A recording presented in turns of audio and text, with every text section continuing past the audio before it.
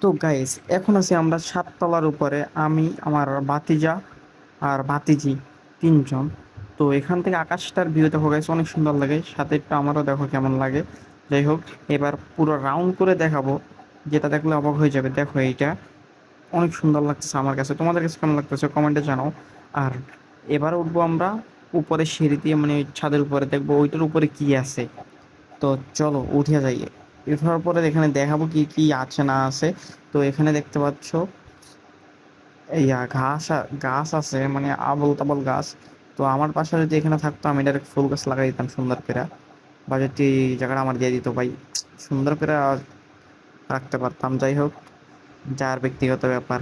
আবার ওই পাশে দেখো, ওই পাশের ছাদে কিন্তু অনেক সুন্দর কৃষি সিস্টেম করছে ওই পাশে। তো এবার দেখলাম আমার মাথার উপরে একটা হেলিকপ্টার, না না না, বিমান। তো আমি বললাম দাঁড়াও, আমি একটু জুম করি ক্যামেরা। তারপর দাঁড়াইছে, তারপর আমি ঝুম করে তোমাকে করে দেখাইতেছি, বুঝছো, না হলে তো দেখানো যাইতো না।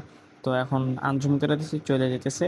এবার আমি এখান থেকে নাইমা যাব, নাইমা সোজা ঘরে চলে যাব।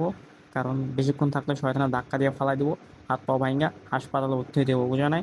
আমি চাই না যাতে হাসপাতাল ভর্তি হন লাগে আবার, যেহেতু বেকার আছি আমি।